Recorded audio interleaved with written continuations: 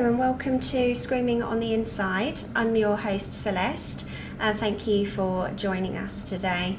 If you are a regular listener, you may already know me. I am an alumni coordinator at UK Addiction Treatment Centres, and I spend much of my day supporting people who have completed their residential rehab programme and are at various stages of their ongoing recovery journey. It's the best job in the world, and I feel very fortunate to be able to serve the recovery community in any small way I can. This year has been a big one with both its challenges and many moments of celebration. And as 2023 draws to a close, we want to wish all of our listeners, alumni community, colleagues and friends a very happy holiday season and a safe and serene new year. If you are listening, you're in the right place. Today's guest is the lovely Steve Wood, an Oasis Bradford alumnus, and we had a really lovely conversation around lots of things recovery-wise. Some key points are empowerment in recovery, navigating Christmas in recovery, helping others with our lived experiences, and lots of other things came up in the interview. It was really lovely to have Steve on the show, and thanks Steve for your time and all of the hard work you do. Thank you. I hope you enjoy. All right, hi Steve. Thanks for joining us today. It's a pleasure to have you. And thanks for stepping in at the last minute, actually, as we did have the therapist at London Clinic lined up, and unfortunately he has flu. So get well soon, Lee. So yeah, what I'd like to do really, Steve, is just open the floor really. And perhaps you'd just like to tell us a little bit about yourself, what your journey's been like, how you got here. You know? Yeah, right. Well, I'm Steve Wood, and well, my journey started, well, funny enough, exactly 20 months tomorrow, 20 months, so that's 1 year, what? Congratulations. Yeah, 1 year, 8 months, I don't know. I stopped counting. I just, when the 14th comes around, I know that's the day I went to rehab. So, so since then, it's basically just snowballed really into something else, and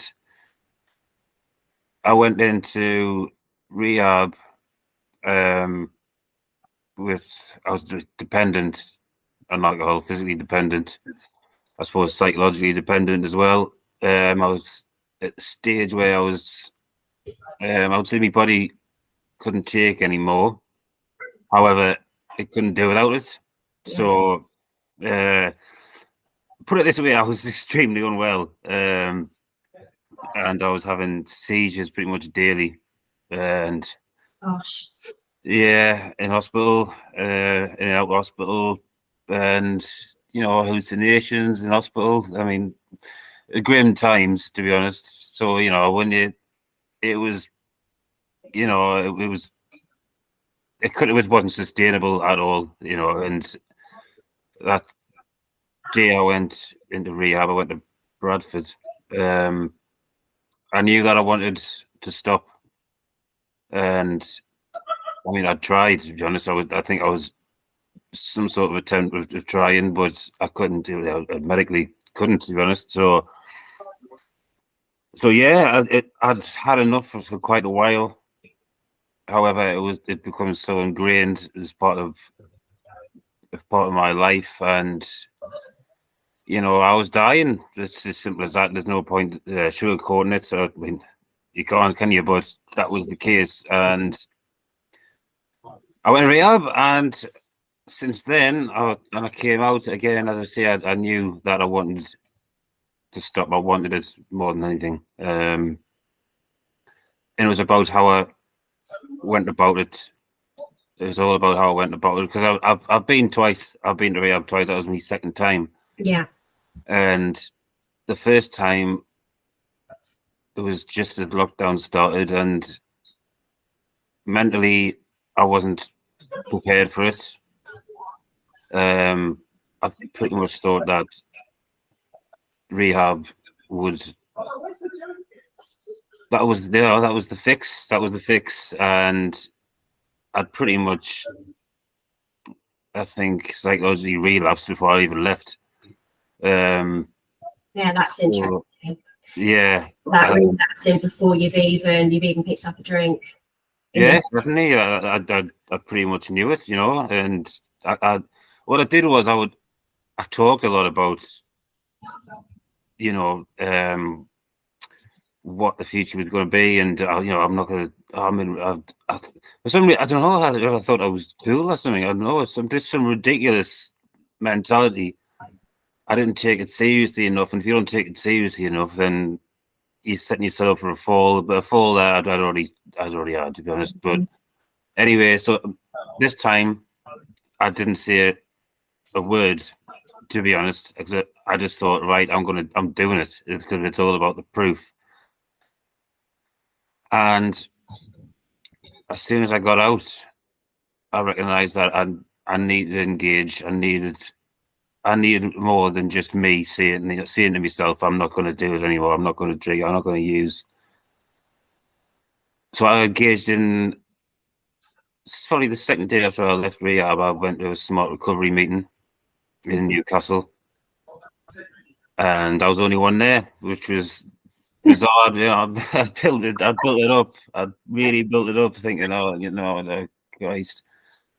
Oh dear. Well, I met somebody there, the facilitator. It was amazing, and we just had a conversation. And I realised that it wasn't a case of not being alone. There was just somebody there who understood, and he made sense in what he was saying. Mm. So I started to go regularly, and the community in Newcastle.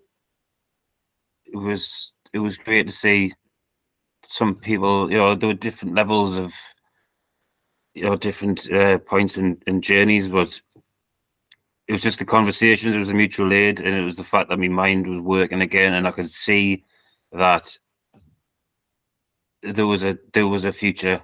I don't know what it was, to be honest, initially, but it's hope, isn't it? It is hope, yeah, and the best little, yeah, that little light in the distance, that you just know that there is a chance that things can get better. Yeah, definitely, and I just from then I just started to feel better. Like over each day, I started to feel better. I could feel myself just moments of clarity, more and appreciating just the small things that had been took away that I hadn't realized for years. Just being still when you're outside and listen to music. I stopped listening to music. You know what I mean? I love music. Always been my life. And I just remember thinking, like, this is it. This is this is what it's about. It's amazing, isn't it? We forget these things exist in addiction, don't we? I really relate to the thing about the music. Yeah. And being still. It's really the small things. I don't know about you. I can only speak for myself. I ain't got any more money in the bank than I ever had before. Life still happens, and it has its difficulties. But just that ability, Steve, to just like sit in the moment and be like, oh yeah, this is all right, isn't it? What can I just ask you? Those very early days, you said you started to feel sort of gradually better. Yeah. How was that for you? Did because that's a really difficult time for somebody in recovery when you've just come out of treatment. You're probably just a little bit rabbit in the headlights, not quite sure. It's all new, isn't it? So did you have any tools or any sort of anything that got you through those early days? Well, it was motivation more than anything else, I think, and decision. It's decision. Once a decision's made, it's a weight off your shoulders. Yeah. And it's not on your back anymore. And you as I said before, like I've done it before, and I hadn't made the decision really. I probably didn't want to admit that, but I hadn't made that decision, so I had nothing to really drive us forward. Yeah. But this time I just, as you say, I could see the light. I could feel it, and the conversations I was having, the motivation of people often say that you've got to do it for yourself. It's all, if you don't, it's, which I get, you do, but there are other motivations. I mean, for me, it was family, it was me and mom, and once you see what you've done to people, and rather, not just yourself, you can't do it anymore, and it's a realization, it's a decision, and then when you realize you have a choice whether to go back to what I was doing, which wasn't it wasn't an option, I suppose, but I don't know, I just, there was a weight off my shoulders, and there was a blank canvas. Now that's either people say that's scary, what am I going to do? I don't know what you see in the headlights. What do I do now? But yeah, it's two ways to look at it. You know what I mean? It's scary, it's good, because you're feeling something, and it's entirely yours, that canvas, completely. Yeah. So, and that was brilliant. It was liberating more than anything else. I love that. I really do. And like you said, there are two ways to look at every situation. And I think that that's something that's certainly true in my recovery, is not having that discussion. So like making that decision and owning the decision. So like for me, I wake up every morning and I say, I'm not picking up a drink today. And there's no debate. There's no conversation about it. Oh, what if this? No, it's off the table. It's not even a discussion I have with myself. No. And you have that discussion, and you talk to that, maybe it's addictive voice, and you're opening up a fight that you don't need to have. You know what I mean? But if you don't engage with it, it's you just, of course, initially you're going to get some feelings. You are going to get that. You're going to get that thought. Yeah. But if you made that decision and you have that choice, it's down to you. And once you realize you can do it, and you can do it on day one. You know what I mean? You can do it on day one, whether it's day 1, day 3, 3 weeks, 3 months. I don't know. Well, even me, 3 years. 3 years. It's amazing. Come through, and one of the best things someone I met in early recovery told me was, and it's the simplest thing, is your thoughts are not instructions. And that is just such a little simple thing that I hold on to every day if I start to get those thoughts.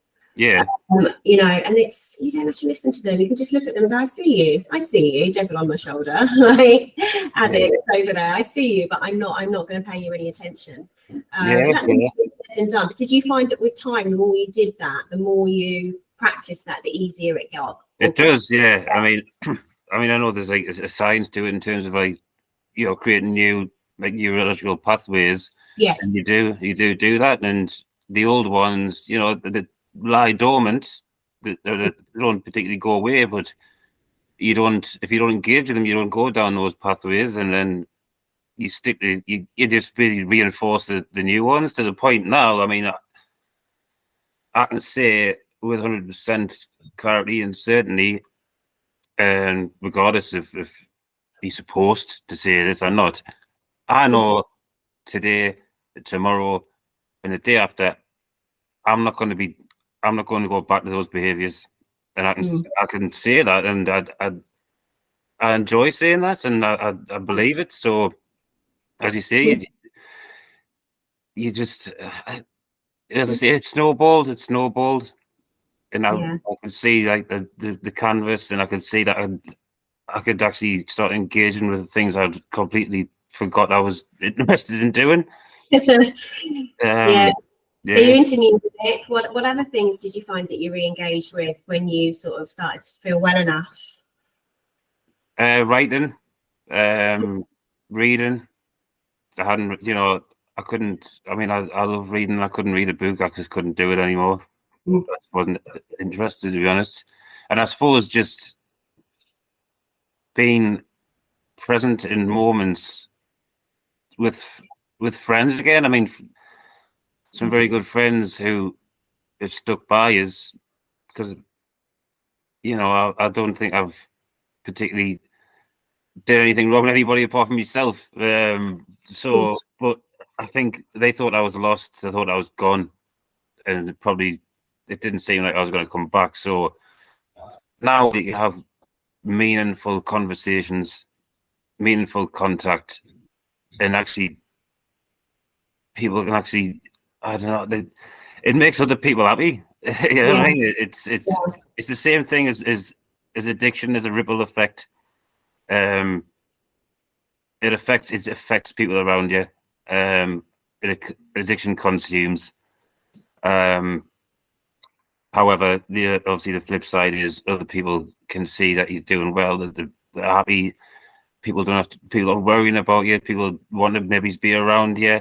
And I used to think that the only thing that would make me into that person that people wouldn't be around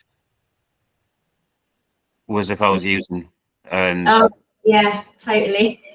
I know, and it transpires. Yeah, it transpires that I probably wasn't the best person to be around when I was actually that.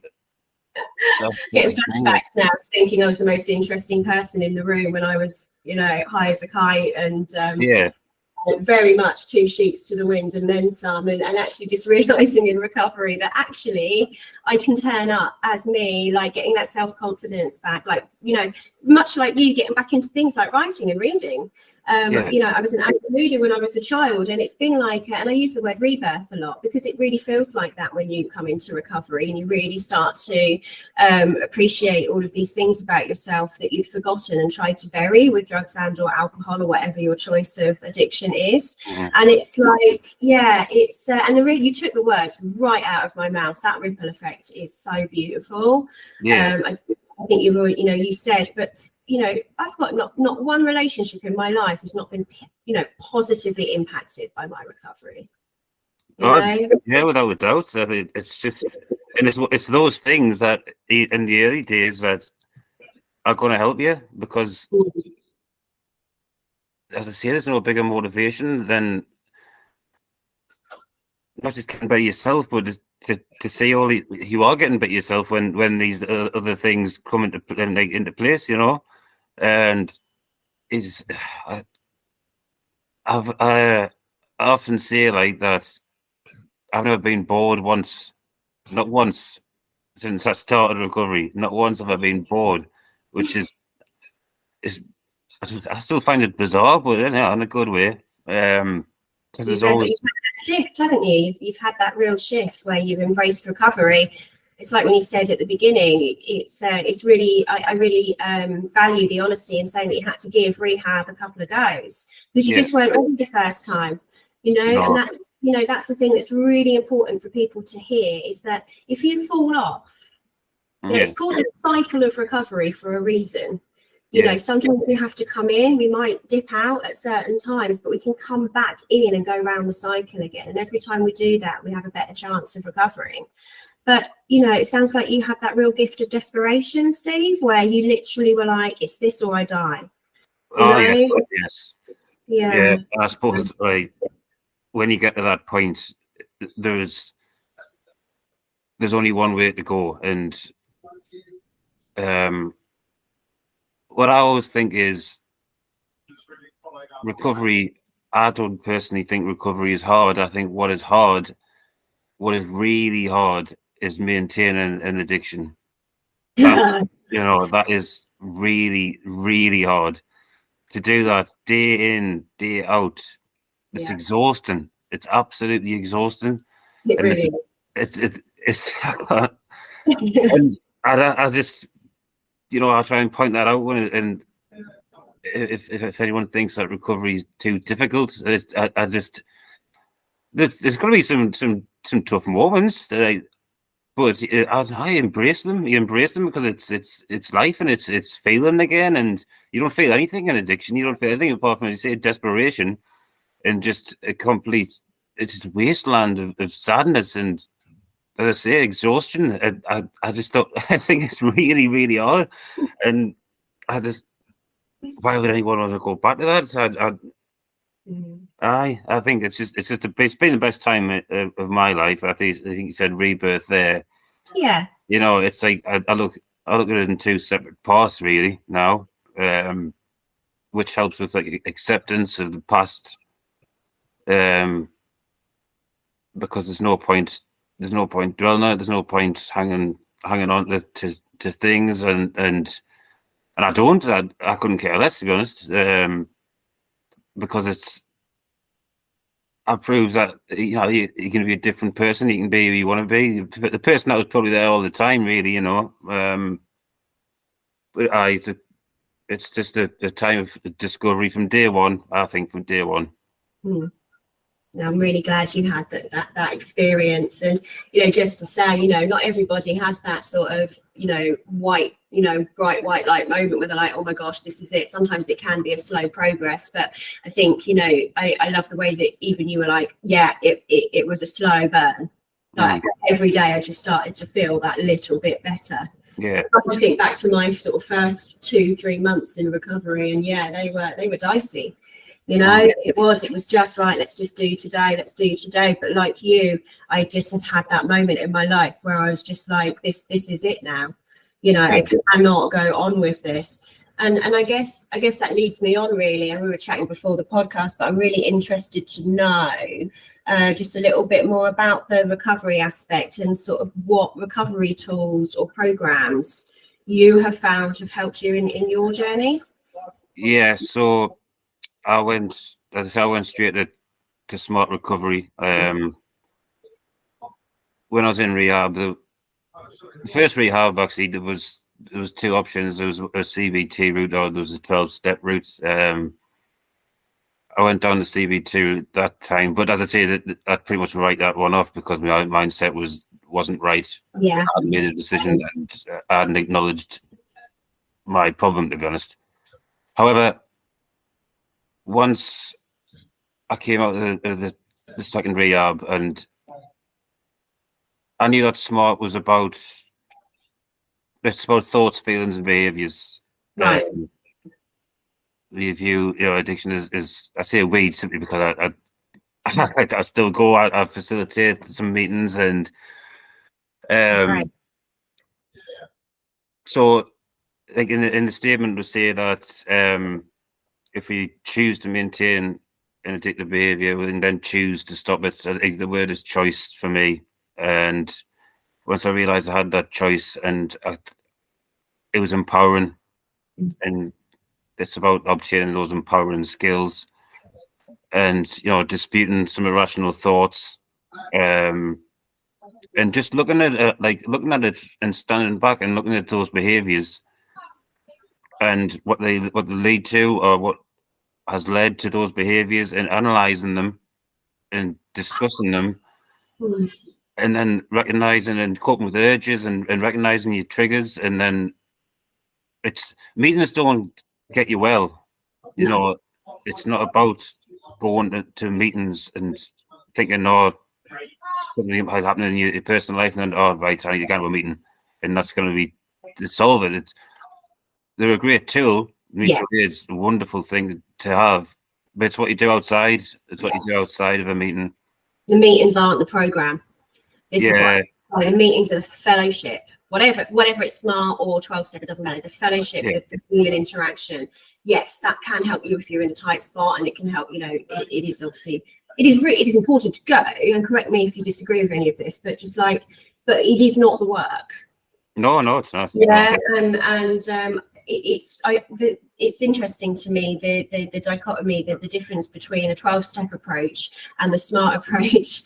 And I'm not saying anything radical here, but it's really fascinating to me how you've got 2 completely opposite ways of working through recovery. One is the smart way, which is empowerment and ownership and making decisions. It's incredibly, I think that's incredible. And then you've got the 12-step method, which is sort of the other way. It's about actually accepting what we don't have control over and turning that over. And so it's really interesting to me. And it's, again, we were saying this before the show, but to say that, one way of recovery has the monopoly it's not helpful. It's not helpful, no. And in the end of the day, it's an individual thing. It's very subjective. So what works for a person works for a person, and I would never go against that or try and change anybody's mind. I just think for me, as I talk about empowerment, I needed that. I really needed that, and I needed the motivation, and I needed to know that I needed to take responsibility, because as I say, I hadn't done beforehand. I needed to take responsibility and say ownership, and we're not powerless. That's the thing. We're not powerless. I think that's where the line divides between the two. Mm. But at the same time, you know, it's the one thing that's common between the two is taking ownership of your mistakes. Yes, yeah. And accepting you've done wrong when you've done wrong. Yeah. Yeah, acceptance, owning your part to play in a situation without transferring onto other people and blaming other people for your issues. Right? Yeah. You know, and it strikes me perhaps it's smart sort of what you're saying. It sounds sort of quite CBT-ish in that you're looking at behaviors and trying to sort of look at them honestly and like you say, analyze them. Yes, it is. It goes down the CBT route, and as I say, I needed to use my mind again, because I'd been destroying it and I hadn't been utilizing it, and now I could actually start like looking at the behaviors. You know, the smart will call them addictive behaviors. And I realised that's what it was. When you look at it, they are behaviours, because in the end of the day, it's not a demon drink. You know, we put labels on these substances, but at the end of the day, it's me going into a shop. It's me ringing somebody. It's me doing these behaviours. You know, that I had to go to the root of these and stop them, to be honest. And so, yeah, I just... Initially, I would sit there in silence, to be honest, until, you know, I had my hair was long, it was down over my eyes, my beard was still out long and that, and I look like someone just come out of rehab, to be honest. But I just gained confidence and I gained motivation, and I started to realise I could change, and I had a choice every time. Each day I had a choice. Yeah. And I just needed to know, I suppose, how to carry those choices out and to change me behaviours. And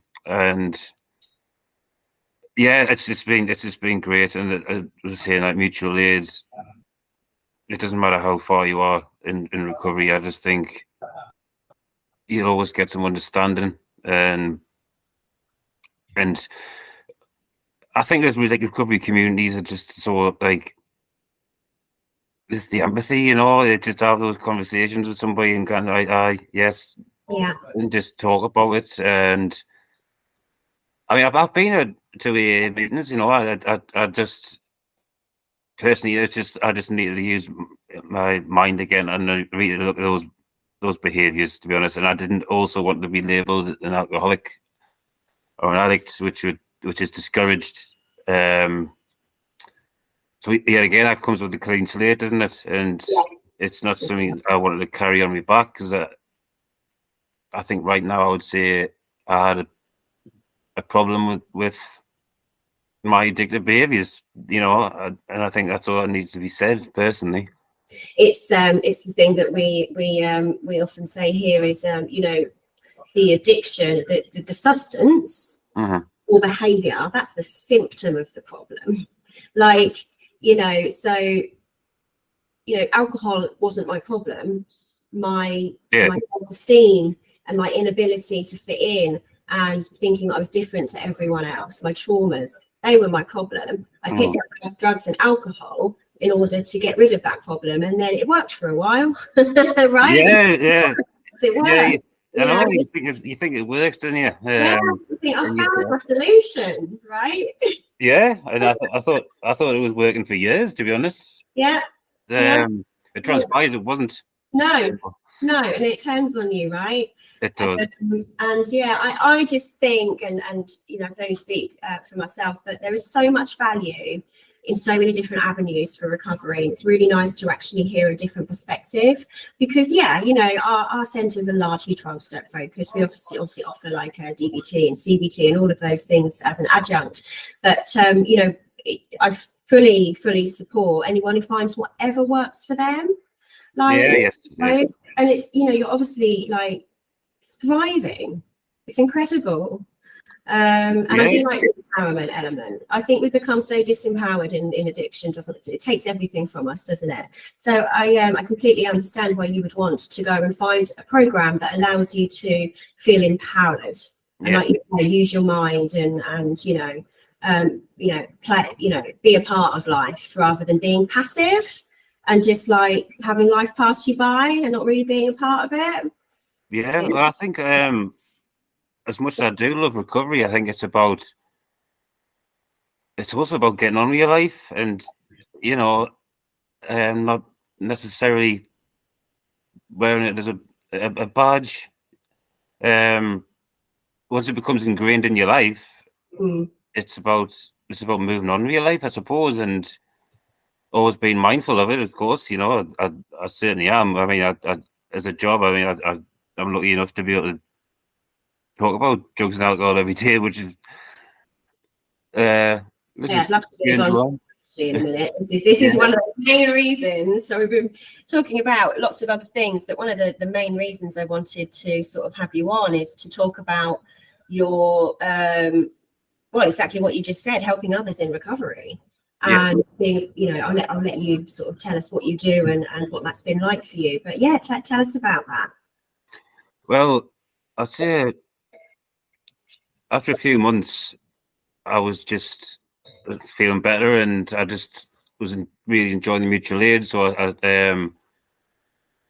started to co-facilitate some SMART meetings. I went in some relapse prevention sessions. I was still in treatment with Newcastle Treatment and Recovery, so I still a key worker and whatever. But yeah, I wanted to really get into it, and I had an employment specialist who's great, and I knew what I wanted to do at this point. I knew what I wanted to do, and a job came up as an alcohol peer support worker for Humankind, and I went for it. And I'd never even had a CV before, right? Because I've always been in the same job. One of them, hey? Yeah, I was being in the same job. I never needed one, and so I got that anyway. I got an interview, and I basically just talked about what we're talking about now. To be honest, I can speak with passion about it, and there's nothing more beneficial, in my opinion. There's no greater resource to recovery services than lived experience. And I basically I probably went on for ages about my journey and what I believe to be just helpful ways of doing it and different ways to look at it, and my passion of wanting to help people through some difficult times, and the understanding that I know how it feels. I don't know exactly how a certain person feels, but I know what it looks like, and I know what it felt like when I was there, and what more importantly, what it feels like to come out of it and build something. So I got the job as a peer support worker. So I work in the community in Newcastle for a mental health team who are great. And yeah, so I've been doing that for 8 months. So I see people who have some mental health difficulties, but also there's some substance misuse problems, and we just work at it. Do some one-on-one sessions. We go to recovery meetings. It doesn't matter which way anybody wants to go. Hopefully, they'll try all different avenues. But it's more about those discussions. It's more about the mutual aid between peers, and just finding some solutions and finding different ways and building a new life. And it's amazing. I wake up and I get up now. I literally just get straight up, and I'm really just prepared for it each day now, because I just love it, to be honest. It's incredible, Steve. Honestly, it's really powerful to sort of come into recovery and then almost instantly be like, I've got something that will help other people. Like, it's almost like I feel similar to you. I was not long sober when I was very luckily and very graciously offered an opportunity in the field. I've never worked in the field before, and it's a very humbling experience. When I work with people, I'm very, very, very clear in that I am but just another recovering addict. Yeah, I don't know any more than you, but I do have experience that might help, you know. Yeah, that's it, yes. Yeah. And I don't know about you, but one of the biggest things I find when I'm working with people is that I learn from them too. I learn so much from other people and their journeys and their struggles. It's wonderful. And it's that kind of feedback loop of, you know, you get sober, you get well, you help another addict. That addict then in their own time will hopefully find themselves in a situation where they can pass it on. And you know, and it's also hope that like we can come from the depths of despair where we don't see a future, and then, you know, within a matter of months you can be in a position where you're helping others and you've got value and purpose. Yeah, well, that's what it's about. That's exactly what it's all about. Yeah. And that goes back, I think, what I was saying about recovery, the difference between recovery and being in active addiction. You know, which one's harder, which one looks, after what you just said there, which one looks better, you know what I mean? Yeah, and you know, we're selfish in our addiction, and that's not our fault. You know, it's the nature of the, and you know, this is only for me speaking, but the disease model, obviously, it's just, you know, it's something that, you know, it affects the way we behave, but it doesn't mean we're bad people. And I think a lot of people, when they come into recovery, they have this thing where it's like, I'm a bad person, I've done bad things, I have no self-esteem, it's on the floor, and I don't really know where to start. Yeah. So, you know, hearing your story and hearing that you were able to sort of get through that, and then, you know, not only get yourself well, but then turn up for others. It sounds so rewarding. It is, yeah. And I think when people can see that, you know, as you say, others are doing it, and they've been right down there, and you're right though, when you hit, I hated myself.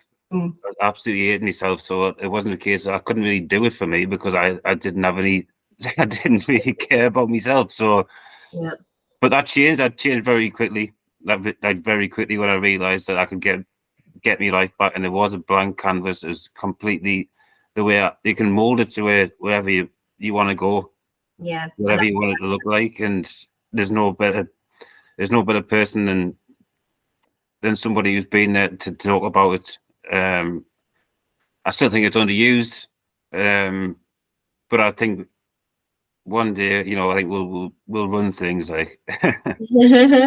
Well, just to sort of finish on that, I think it just goes back to knowing that, you know, no one gets an addict like another addict, right, in recovery. So I think that's why I don't know, I sort of found my people when I came into recovery. I was like, oh my God, I'm not the only person that feels like this. Yeah. No, that in itself. And I'm somebody who is naturally prone to isolating, very much an introvert. So it's not always comfortable to go to a meeting and engage with other humans, but I never regret it. Never do I regret turning up to a meeting and actually just spending, you know, an hour with other people who are, you know, in the same or very similar situations, although our stories are obviously very different. No, thank you so much for sharing that. I hope it gives people listening some sort of hope and perhaps some inspiration to say, actually, you can turn up for other people as well, and there's nothing stopping anyone going into the field, because we have an invaluable experience that, you know, if I was accessing services, I would absolutely want to know that the person who is working with me has first-hand experience of addiction. Yes. So we all have a big message to carry. So thank you for sharing that. Yeah, I love discussing it. You know, I discuss it all day and all night, and it's there for people. It's there for people if they want it. It's all there, and it's the best. It's the best thing anyone ever do. It's the best thing I've ever done. And as I say, each day, just having the clarity and just being free of it is just absolutely amazing. It is. I'm kind of in love with being sober. Not to say I've never been bored once. It's just it's just it's constant. You know what I mean? The shine's never going to off it. I just I feel it's a way of life. It's a way of being. And it's a state of mind, and it's liberating. It is very liberating. It's also incredibly scary when you're in addiction to ever imagine your life without the substance or behavior that you're currently in. So I just wanted to kind of thought this came into my head, and I might be in love with being sober now, but I didn't know it. I didn't know how good it was going to be when I was in addiction, especially when I was on that edge of coming into recovery and sort of, in and out, that sort of those rock bottom moments. And I think that's also a powerful message for people who might be struggling who are in their addiction at this time, is that you might feel like you could, you might not be able to envisage a life without substances or behaviors. However, I am as much in love with my sobriety now as I was in love with my addiction, if not more. It's bizarre, that passion I had for my drug and alcohol using, which surpassed everything else. My recovery is 100% better than that ever felt. Oh, without a doubt. I think it's completely different, because you are yourself again, and that person has probably always been there, but it's taken over. It's been taken over and lost. So to have the freedom and the excitement, maybe of some scary opportunities, and it's living. It's been it's been alive and actually feeling something. And sometimes you're gonna feel like, well, what do I do here? What's happening? It's all great feelings, because isolation and seeing no hope. I mean, you don't want that. It's getting up. Let's say I get up and I wake up, and I get up. I didn't want to wake up. I used to wake up and think, oh, I've got to do that again.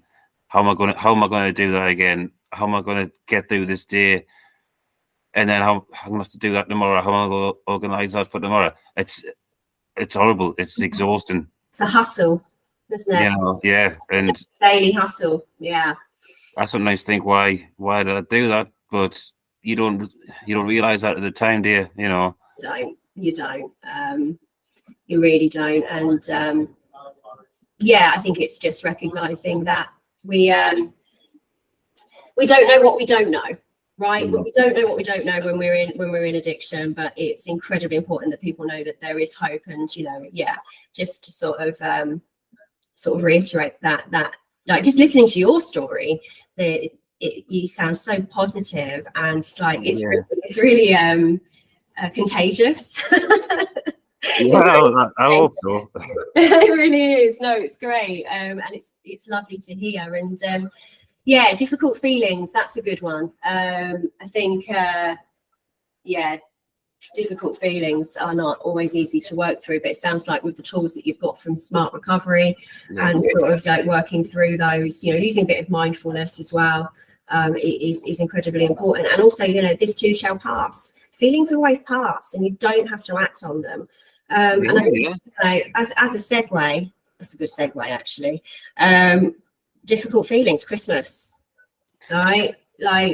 Difficult feelings happen at Christmas. I have it. I start to think about people I've lost. I start to think about start to catastrophize about the state of the world and how awful everything is, and it's just like, oh my gosh, get some perspective. But I would really like to know if in your years where you have had sober Christmases, whether there's like one or two specific things that kind of help you navigate that, because it is a difficult time for people in recovery, especially if it's your first Christmas. I think last year was the first Christmas I've had without a drink, I think, since I was a child, I think. So it was initially, I think I was dreading it, as you say. I was dreading having to go into some situations, because you think the spotlight's on you as well, and that you've got to be a certain way. But I think if you just be yourself, to be honest, and I'm especially looking forward to this one, because having learned that it wasn't as bad as I thought it was going to be, and actually enjoyed it. I think we just talked about, you know, being in the moment, and because it is seeing other people happy, and there's no better feeling than, I say, that contagious happiness, and just being in moments that you can look back on and go, you know, you were there, there, and I suppose looking back on some of the times beforehand when things you haven't really come out of it glowing, you know, due to some behaviours, and I think a lot of us have been there. Yeah. And so you can just make a new one. You make new memories, and ones you remember, and ones that other people remember for the right reasons. And sometimes I look, you know, the adverts and that, or you go to, I've got Sainsbury's up here, and you can get half price Baileys and all this carry on. I just look at it and I just think, like, you know, I have no England to do anything like that. So I think it's quite humorous, to be honest, more than anything else. It's fascinating to me how obsessed we are with alcohol. Oh, well, it's everything, really, isn't it? It really is, and it's, I mean, to use the sort of smart equivalent, like to sort of not making the decision. My equivalent of that is just step one, and just having like it just. I'm not even considering picking up the first drink, like it's not even going to be a thing. And the obsession is gone for me. I can walk down the aisle at the supermarket now, be surrounded by alcohol, and it doesn't bother me.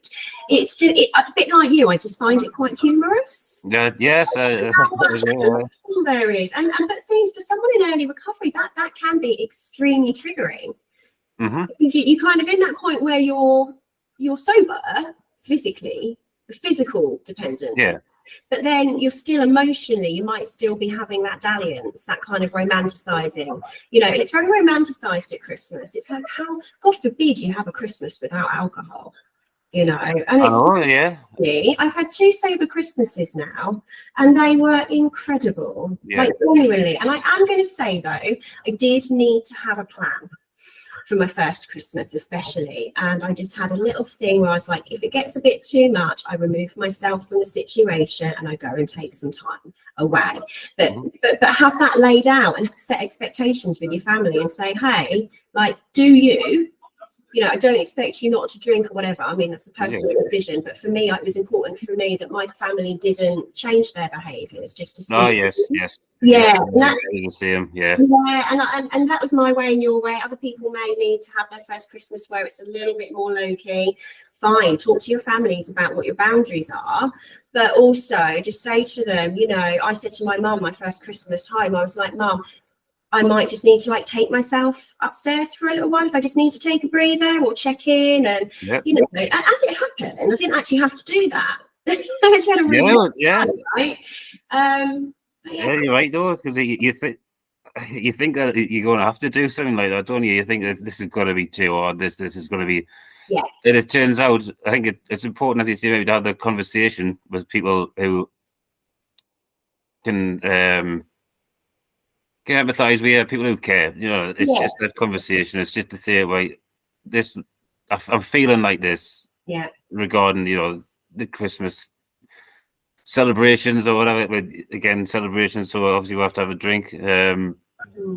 Just to have the conversation, and it invariably isn't as bad as we'll make out. And you actually look at it and think, well, actually, this is a hell of a lot better. Absolutely, and you just hit the nail on the head a couple of times now. You said, you know, it's never as bad as you think. No. But having said that, I think it's important to recognise that there might be some people who are really working hard in their recovery, but they live in an alcoholic home. They have alcoholic or addicted families, and they're in that situation where they're like, gosh, I'm in recovery, but there's massive dysfunction in my family home at Christmas. Yeah. And, you know, I think that's where it's important to reach out, like we were saying earlier, to the fellowship, to the mutual support, you know, have people. Oh, yes. Yes. You know? There will be others like that, and there will be others that are probably rightfully dreading it, and but you have to do what you have to do. Because if you engage, if you know, you have to recognize your triggers. You have to recognize when you're going to get these urges.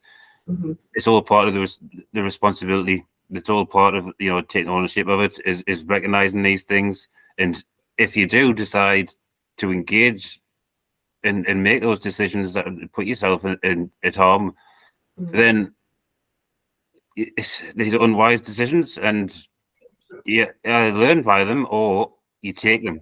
You take those decisions, and it's in the long run, it's the right thing to do. Yeah, absolutely. It's like you say, owning your decisions and putting your recovery first. Honest, I'm going to be honest. Like, yeah. And if people don't understand, then that's their problem in the end. Yeah, like as much as we have to own our stuff, other people have to own their stuff, right? Like, we can't be responsible for other people's reactions or feelings around us setting boundaries to protect our recovery. And, you know, really what that comes down to is if I am not in my recovery and I'm not sober and well, then I cannot turn up for the people I love. So it's kind of everyone's best interest that they let me get on with it. It's really important. But it's nice to take a bit of moral high ground as well, to be honest. You know, even if you're doing it silently, you know, you don't have to like outwardly portray this megalomaniac and somebody who thinks they're wonderful because they're not drinking or using or whatever like that. But you tell you what, if you want to think that inside, then go for it, because it's a great thing to do, and you're doing it for yourself. You're doing the right thing for yourself, and that's the best thing you can do in the end. Because as you say, you can't dictate the feelings and the reactions of others. But I think what I found is that some other people actually start contemplating their own maybe not issues, but their own behaviours, and become quite intrigued as to what you're doing, as if you're doing this this outer worldly thing. You know what I mean? It's like what's that about? So there's questions and like sort of intrigue, and that's that's what I do. That's what I'm doing. Yeah. And It's quite cool. to think, right. So you actually start maybe changing some people's minds on the entire process, to be honest. Oh yeah, definitely. It's funny you say that. Actually, my mum is. She's always been. She's not an alcoholic, or you know, as much as I can tell. My dad was, but my mum just enjoys a drink, and she's incredibly happy to tell me every week when we talk on the phone that she no longer drinks alcohol because it doesn't serve her. And I'm like, oh, that's really great. Like, and she was like, oh my God, this is amazing. I don't feel like rubbish in the morning, and you know, I feel better, and my mood swings have gone. And I'm like, yes, Mum. I'm going to feel better. But it's so nice because she was like, oh, you planted the seed, you know, and it's like, oh, okay. It's really nice. It does, you know, like we were saying, everything just ripples out, and it's not always easy, but it is always worth it, isn't it? Always. Oh yeah. There's always in the end. I think that he said like planting seeds. I think that's what all of us can do for each other. Just even having these conversations, you know, talk about the cycle of change. I think when you start contemplating, once the initial questions are being asked, and once it's in your head, I think that's what I try and do. You know, doing some of my work with others is if somebody doesn't want to stop using or drinking or whatever, once the conversation has been had, the language changes, the rhetoric changes, and that's contemplation. Yeah.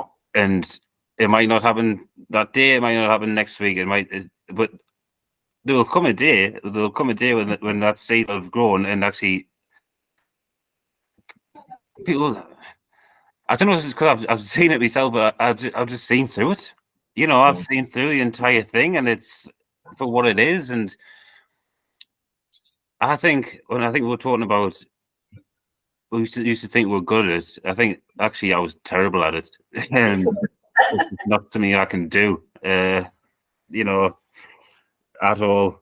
So, but I realised that, and I think, contemplation and just so like planting some seeds, it's open conversations up. Absolutely. Gosh, it's been really amazing hearing your story today, Steve. And we're going to wrap up just by thanking you again for your time. I've learned a lot today, actually, so thank you for that. I'm sure that our listeners have also learned, and hopefully have got a bit more sort of hope and sort of inspiration about where recovery can sort of take us. And yeah, it's really lovely to hear a different viewpoint. So thank you. I'm going to just finish up by asking you the question I ask all of our guests, which is, what's your top tip for someone who's struggling in their recovery?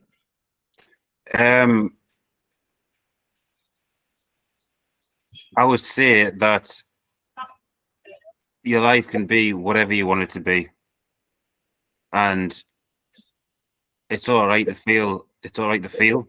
It's all right to feel. Actually, that's a cool question, right? Yeah, it's okay to feel. It is okay, and embrace it. Embrace it, because, as you say, it will pass, and it's a blank canvas, and you can mold it in any way you want.